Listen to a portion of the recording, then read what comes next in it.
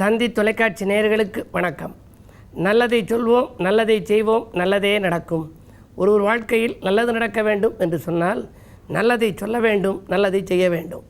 அந்த அடிப்படையில் இன்றைக்கு 9/3/2015 திங்கட்கிழமை சித்திரை நட்சத்திரம் இரவு 6-9 வரை, பிறகு சுவாதி நட்சத்திரம்.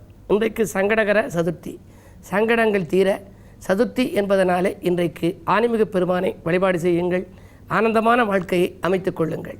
இன்றைக்கு நான் உங்களுக்கு சொல்ல இருக்கிற நல்ல கருத்து, பெண்கள் செய்யக்கூடாதது எது, சொல்லக்கூடாதது எது. பல குடும்பங்களில் பார்த்தால் குழந்தைகளை திட்டுவார்கள்.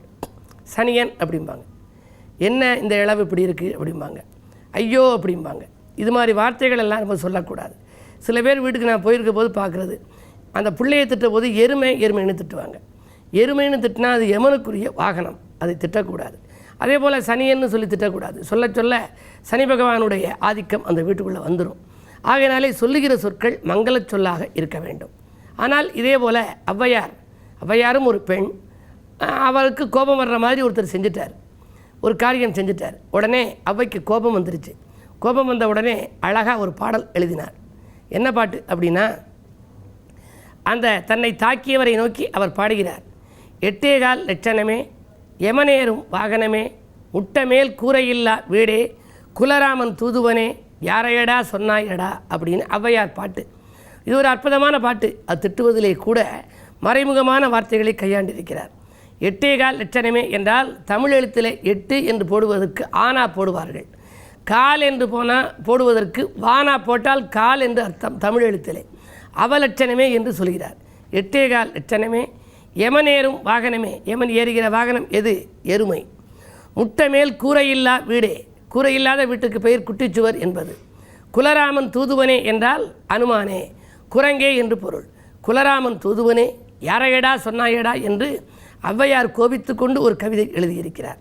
ஆனால் பெண்கள் வீட்டிலே கோபம் வந்தால் அமங்கல சொல் சொல்லக்கூடாது, அடிக்கடி அழக்கூடாதான், நீலிக்கண்ணீர் வடிக்காதே என்பார்கள். பூசணிக்காயை உடைக்கக்கூடாது, அவர்கள் கையினாலே பூசணிக்காயை உடைக்கக்கூடாது. பொதுவாக இரு கைகளாலும் தலையை சொரியக்கூடாதாம். இப்படியெல்லாம் செய்தால் இலக்குமி அவர்களை விட்டு விலகி விடுவாராம். பொதுவாகவே சினம் இருந்தால் பணம் இருக்காது. ஆகையினாலே தான் சிரித்த முகத்தோடு காட்சி கொடுப்பார்கள் சிலர். அதே நேரத்திலே பெண்கள் பரிமாறுகின்ற பொழுது பார்த்தால் சோறு, நெய், உப்பு இந்த மூன்றையும் கையாலே எடுத்து போடக்கூடாது. அதற்கென்று ஒரு கரண்டி வைத்து கொள்ள வேண்டும். நெய், உப்பு, சோறு இந்த மூன்றையும் கையாலே போடக்கூடாது. பொதுவாக கர்ப்பிணி பெண்கள் என்ன செய்ய வேண்டும் என்றால் கிரகண நேரத்திலே வெளியிலே வரக்கூடாது. வந்து பார்த்தால் அந்த குழந்தை ஒரு மாறுபட்ட உருவத்தோடு பிறந்துவிடும். கர்ப்பிணியான பெண்கள் தேங்காய் உடைக்கக்கூடாது. தேங்காய் உடைத்தால் என்ன நடக்கும் என்று இன்றைக்கு விஞ்ஞானம் சொல்கிறது. அதனுடைய அந்த அதிர்ச்சியிலே குழந்தைக்கு பாதிப்பு ஏற்படலாமாம். எனவே தான் இவையெல்லாம் அந்த காலத்திலே சொல்லி வைத்திருக்கிறார்கள். எல்லாவற்றிற்கும் மேலாக இன்றைக்கெல்லாம் ஸ்டிக்கர் போட்டு வந்து விட்டது. சுமங்கலி பெண்கள் நெற்றியிலே குங்குமம் இட்டுக்கொள்ள வேண்டும். அப்படி குங்குமம் இட்டுக்கொண்டால்தான் அவர்கள் லட்சுமி கடாட்சமாகவும் இருக்கும். அதே நேரத்தில் அவருடைய வாழ்க்கையும் வளமாக இருக்கும். எனவே இனிமேலாவது பெண்கள் வீட்டிலே குழந்தைகளை பராமரித்து வளர்க்கின்ற பொழுது அமங்கல சொற்களை சொல்லாமல் இருப்பது நல்லது.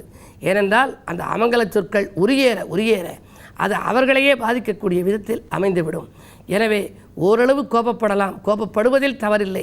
நல்ல சொற்களை சொல்லி அவர்களை திருத்துவதற்கு நீங்கள் முயற்சிக்க வேண்டும் என்ற நல்ல கருத்தை தெரிவித்து இனி இன்றைய ராசி பலன்களை இப்பொழுது உங்களுக்கு வழங்கப் போகின்றேன். மேசராசி நேயர்களே, ஆடை ஆபரண சேர்க்கை அதிகரிக்கும் நாள். அருகில் இருப்பவர்களால் உங்களுக்கு ஆதாயம் கிடைக்கப் போகின்றது. இன்றைக்கு மாலை நேரத்தில் வரும் பயணம் மகிழ்ச்சிக்குரியதாக இருக்கும். உடன்பிறப்புகள் உங்களுக்கு உதவிக்கரம் நீட்டுவார்கள். கடன் சுமை குறையும். ரிஷபராசி நேயர்களே, உங்களுக்கெல்லாம் நட்பு வட்டம் விரிந்து நலம் காணுகின்ற நாள். நண்பகலுக்கு மேல் ஒரு நல்ல தகவல் வந்து சேரப்போகின்றது. புது முயற்சிகளில் வெற்றி கிடைக்கும். செய்தொழிலே எதிர்பார்த்தபடியே லாபம் உண்டு. மிதுனராசி நேயர்களே, உங்களுக்கெல்லாம் வங்கி சேமிப்பு உயர்ந்து வளம் காணுகின்ற நாள். வாடிக்கையாளர்களின் எண்ணிக்கை தொழிலிலே கூடும். தொழிலில் இதுவரை இல்லாத அளவுக்கு இன்றைக்கு ஒரு வளர்ச்சி உண்டு. புதிய கிளைத்தொலை தொடங்கும் எண்ணம் கூட ஒரு சிலருக்கு மேலோங்கலாம். நட்பால் நல்ல காரியம் நடைபெறும். கடகராசி நேயர்களே, மங்கள ஓசை மனையில் கேட்க வழி கிடைக்கும் நாள். இன்றைக்கு மாற்று கருத்துரையோர் மனம் மாறுவர். வீட்டு தேவைகள் பூர்த்தியாகும். அடுக்கடுக்காக நல்ல தகவல்கள் உங்கள் இல்லம் தேடி வந்து சேரப்போகிறது. சிம்மராசி நேயர்களே, எதிர்காலம் பற்றி இதயத்தில் பயம் ஏற்படுகின்ற நாள். எதிர்காலம் எப்படி இருக்குமோ அப்படி இருக்குமோ என்றெல்லாம் சிந்திப்பீர்கள். எது செய்தாலும் கொஞ்சம் யோசித்து செய்வது நல்லது. காரணம், உங்கள் ராசிநாதன் சூரியன் வலுவாக இருந்தாலும் கூட உங்கள் ராசிக்கு 8லே செவ்வாய், கேது, சுக்கிரன் இத்தனையும் இணைந்திருக்கிறது. அஷ்டமத்தில் செவ்வாய் சஞ்சரிக்கின்ற பொழுது ஆரோக்கிய பாதிப்பு ஏற்படலாம்.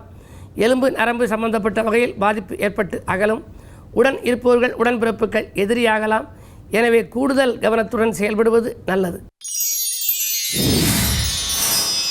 கன்னிராசி நேயர்களே, நாடி வந்தவர்களுக்கு உதவி செய்து நலம் காணுகின்ற நாள். நாட்டுப்பற்று மிக்கவர்கள் நீங்கள் கேட்ட உதவிகளை செய்யப் போகின்றார்கள். வீடு மாற்ற சிந்தனைகள் மேலோங்கும். விருப்பங்கள் நிறைவேறும். விஐபிக்களின் ஒத்துழைப்போடு ஒரு நல்ல காரியத்தை இன்று செய்து முடிப்பீர்கள். துலாம் ராசி நேயர்களே, கொடுத்த வாக்கை காப்பாற்றும் நாள். கொள்கை பிடிப்போடு செயல்படுவீர்கள். குடியிருக்கும் வீட்டால் ஏற்பட்ட பிரச்சனை மாறும். மாலை நேரத்தில் மங்கள தகவல் ஒன்று வந்து சேரலாம். குடும்பத்தில் நீண்ட நாட்களாக நடைபெறாத சுபகாரிய நிகழ்வுகள் நடைபெறுவதற்கான அறிகுறிகள் தென்படுகின்றன.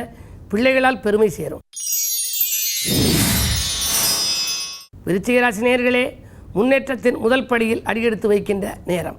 முக்கிய புள்ளிகள் உங்கள் இல்லம் தேடி வந்து உதவிக்கரம் நீட்டுவார்கள். வாழ்க்கை தேவைகள் பூர்த்தியாகும்.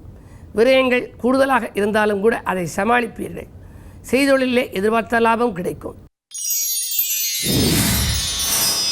தனுசு ராசி நேயர்களே, வரம்பு மீறி பேசுவதால் வாய்ப்புகள் கை நழுவி செல்லுகின்ற நாள். கோபத்தை குறைத்துக் கொள்ளுங்கள். எதிரிகளையும் அரவணைத்து செல்லுகின்ற தன்மை இன்றைக்கு உங்களுக்கு இருந்தால்தான் செய்தொழிலில் ஆதாயம் கிடைக்கும். இன்றைக்கு உறவு பகையாகாமல் பார்த்துக்கொள்ள வேண்டியது உங்கள் புத்திசாலித்தனமாகும். இடமாற்றம், வீடு மாற்ற சிந்தனை மேலோங்கும். வாகன பராமரிப்பு செலவு கூடலாம். வீட்டை பழுது பார்ப்பதில் கூட ஆர்வம் காட்டுவீர்கள். மகர ராசி நேயர்களே, ஆவணங்களில் கையெழுத்திடும் பொழுது அதிக கவனம் செலுத்த வேண்டிய நாள். அனாவசிய செலவுகளை தவிர்ப்பது நல்லது.